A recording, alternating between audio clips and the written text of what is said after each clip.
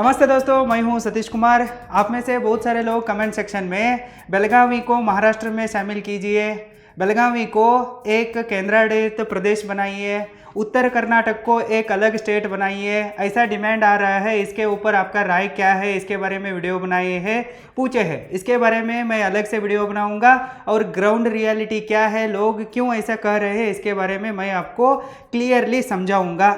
इस वीडियो में मैं आपको मेरे स्टार्टअप स्ट्रगल के बारे में एक और अपडेट देने वाला हूं। जब मैं मेरे स्टार्टअप के फंडिंग के लिए मदद कीजिए ऐसा रिक्वेस्ट करके कर्नाटका स्टार्टअप सेल को जाता हूं ना, वहां के ऑफिसर्स लोग सही से रिस्पॉन्स नहीं करते हैं। खुद हमारे बेलगावी के डीसी साहब भी इसके बारे में सही से रिस्पॉन्ड नहीं किया है, केयरलेसनेस को दिखाया है।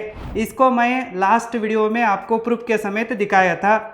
इसलिए आप में से बहुत सारे लोग मुझे ये सुझाव दिए थे कि सर अब बेलगावी में ही विंटर सेशन चल रहा है, आप जाइए, सीएम साहब को भी दीजिए, बाकी मिनिस्टर्स को, ऑफिसर्स को भी डायरेक्टली आप रिक्वेस्ट लेटर दीजिए, आपका स्टार्टअप को मदद करने के लिए रिक्वेस्ट कीजिए। ऐसा एक आइडिया दिया था आप में से बहुत सारे लोगों ने। इसे मैं प्रैक्टिकली फॉलो करने वाला हूँ, इसलिए मैं बहुत सारे रिक्वेस्ट लेटर्स को तैयार किया हूँ। इसमें सबसे पहले मैं हमारे कर्नाटक के chief minister Shri Siddaramaiah sir ji के लिए एक रिक्वेस्ट लेटर को तैयार किया हूँ। नेक्स्ट हमारे कर्नाटक सरकार के IT BT minister Shri Priyank Kharge sir के लिए एक रिक्वेस्ट लेटर को तैयार किया हूँ। नेक्स्ट कर्नाटक आईटी-बीटी डिपार्टमेंट के chief secretary doctor Manjula N IAS madam ji के लिए एक रिक्वेस्ट लेटर को तैयार किया हूँ। इनके अंडर ही कर्नाटका स्टार्टअप सेल आता है। इनको मैं मिलने की बहुत बार कोशिश किया हूँ, लेकिन मिलने का मौका नहीं मिला है। नेक्स्ट मैं हमारे बेलगावी जिले के जिला उस्तुवारी सचिव और कर्नाटक सरकार के PW minister Satish Jarkiholi sir को एक रिक्वेस्ट लेटर तैयार किया हूँ। नेक्स्ट कर्नाटक सरकार के large and medium industries and infrastructure development minister Shri MB Patil sir के लिए भी मैं एक रिक्वेस्ट लेटर को तैयार किया हूँ। नेक्स्ट कर्नाटक सरकार के honourable labour minister Shri Santosh लाड सर के लिए भी एक रिक्वेस्ट लेटर को तैयार किया हूँ। मेरा स्टार्टअप अतनी, मतलब मेरा गांव अतनी चिक्कोडी लोकसभा क्षेत्र में आता है। अब फिलहाल चिक्कोडी लोकसभा कॉन्स्टिट्यूंसी के लिए प्रियंका जारकिहोली मैडम MP है, इनके लिए भी एक मैं रिक्वेस्ट लेटर को तैयार किया हूँ। नेक्स्ट हमारा अतनी के करंट MLA और कर्नाटक सरकार के माजी मुख्यमंत्री श्री लक्ष्मण सवदी जी के लिए भी मैं एक रिक्वेस्ट लेटर को तैयार किया हूँ। जब मैं इनको मिलने के लिए अतनी के घर को जाता हूँ ना, तब कहते हैं कि बेंगलुरु को गए हैं, बेंगलुरु को जाने के बाद कहते हैं कि अतनी को गए हैं। ऐसा बहुत बार हुआ है, ये नहीं मिले हमको, देखेंगे यहाँ तो मिलते हैं क्या नहीं। और लास्ट में हमारे कागवाड़ के MLA श्री राजू कागे सर के लिए एक रिक्वेस्ट लेटर को तैयार किया हूँ। इतने सारे रिक्वेस्ट लेटर को मैं तैयार किया हूँ। कल मैं बेलगावी के सुवर्ण सौध को जाऊँगा और उधर कितने लोग मुझे मिलते हैं ना, खुद उनको मिल के रिक्वेस्ट लेटर दे के मेरे स्टार्टअप फंडिंग के समस्या के बारे में उनको एक्सप्लेन करूँगा।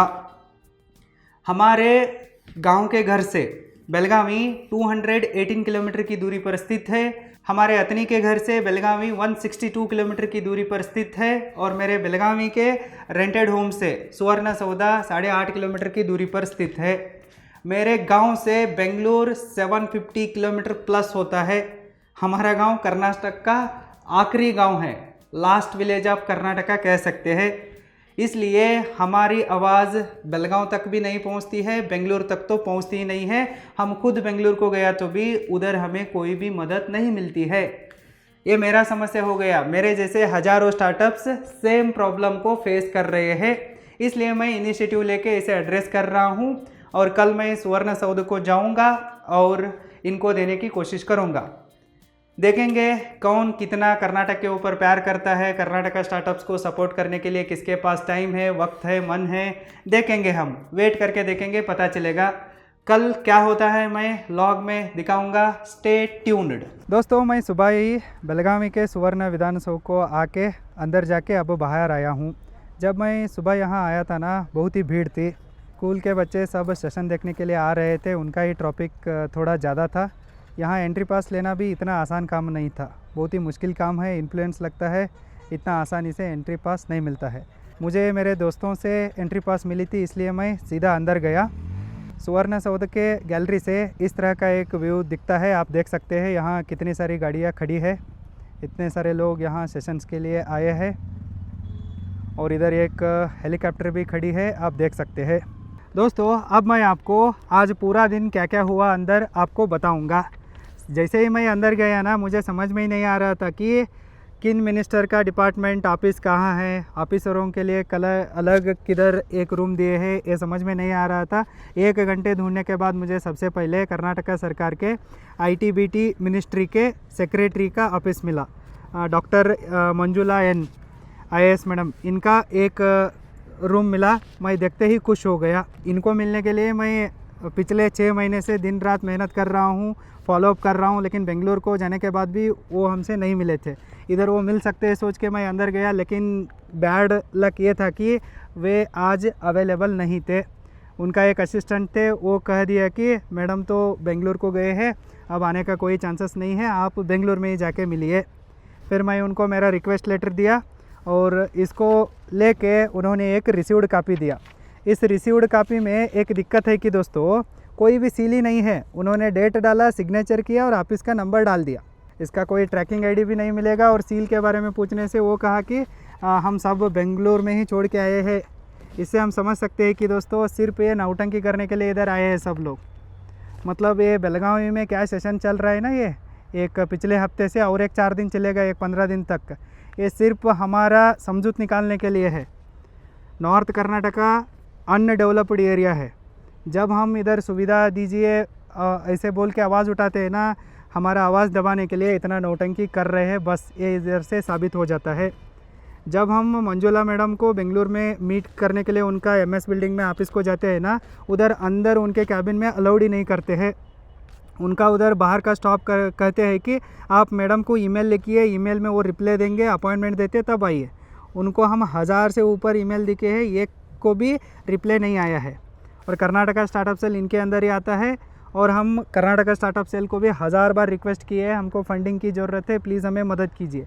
इसके लिए भी कोई रिस्पांस नहीं आया है। हम उनको बहुत बार प्रोजेक्ट रिपोर्ट भी दिए हैं, डॉक्यूमेंट्स भी दिए हैं, कोई पॉजिटिव रिस्पांस नहीं आया है अब तक। अब उनको मिलने का इधर एक गोल्डन चांस था, वो भी हमें नहीं मिला। इसके बाद हम सीधा कर्नाटक के मुख्यमंत्री साहब सिद्धरामैया जी के कैबिन को गए। वो सेशन में बिजी थे, क्या बाहर घूमने के लिए गए थे, हमको जानकारी नहीं मिली। उनके ऑफिस के लोग हमारे द्वारा दिए गए रिक्वेस्ट लेटर को लिए हैं और एक प्रॉपर रिसीव्ड को दिए हैं। इधर उनका डेट भी है, सील भी है, साइन भी है। और इसमें एक दिक्कत क्या है कि जब मैं उनको पूछा ना सर इसका जवाब को कैसे फॉलोअप करना, तब उन्होंने कहा कि आप बेंगलुरु को आके ही पूछिए।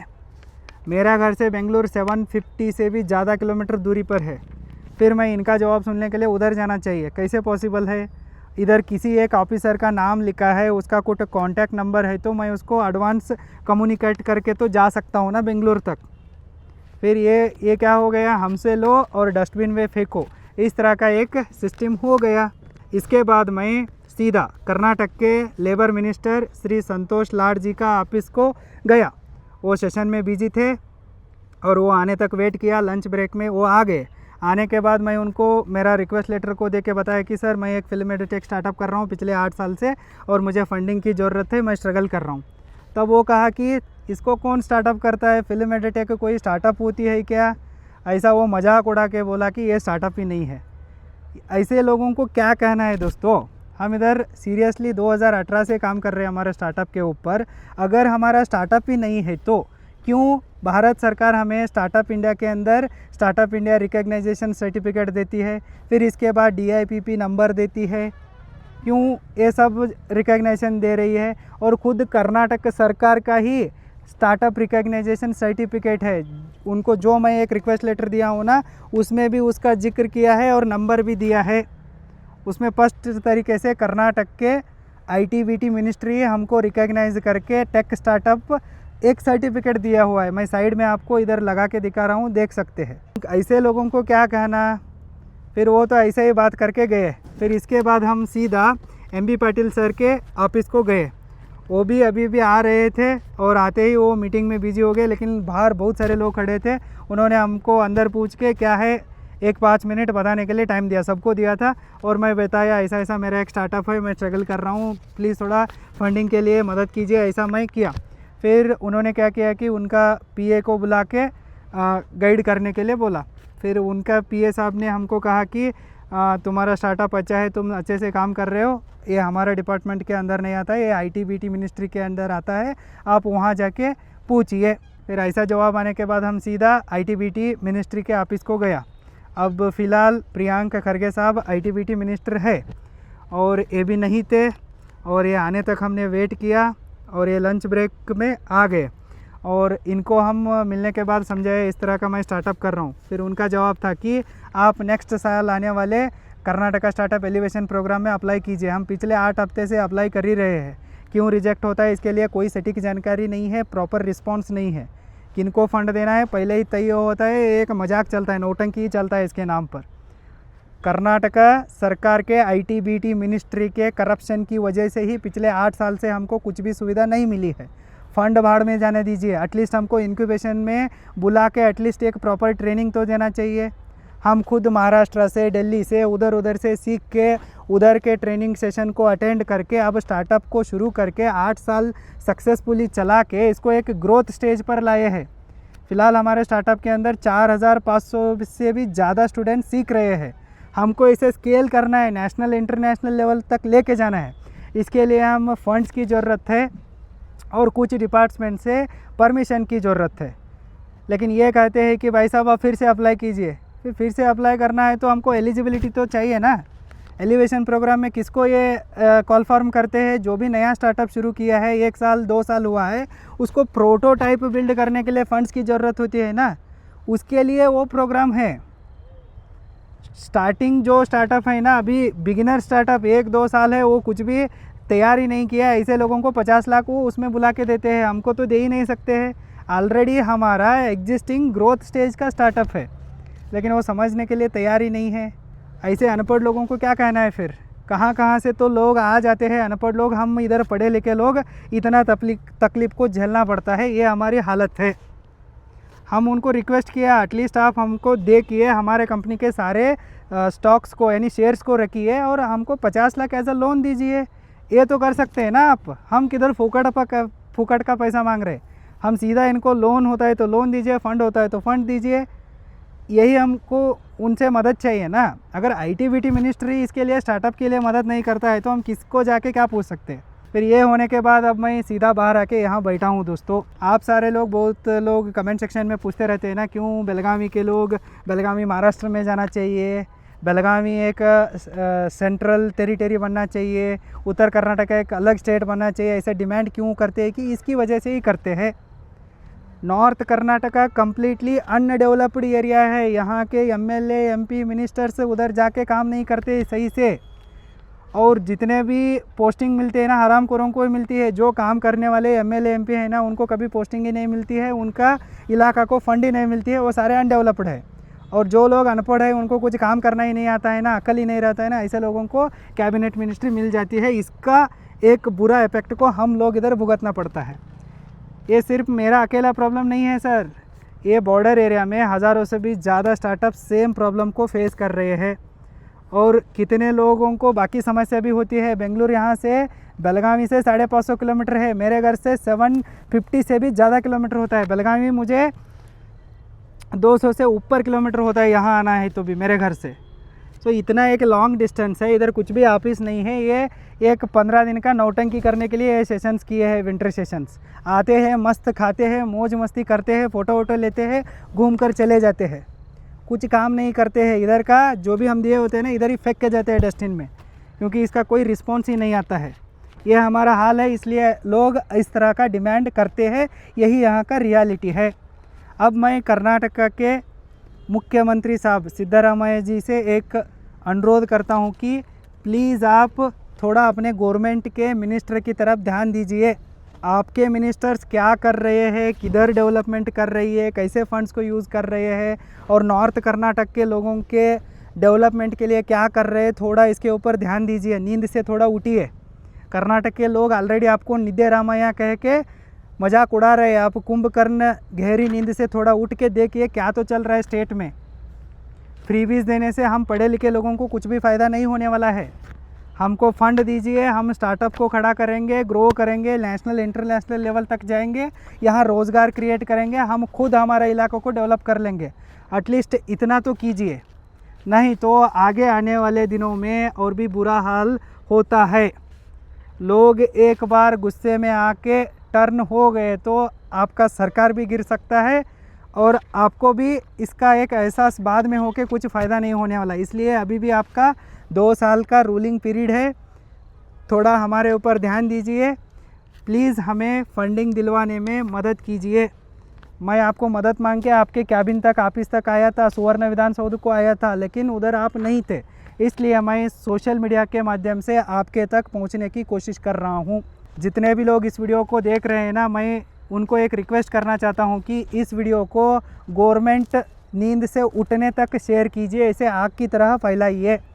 एक तो मेरे स्टार्टअप को फंड आना चाहिए, नहीं तो मेरा कुछ हो के मेरा ही कत्ल होना चाहिए। एक तो कीजिए, डू और डाई।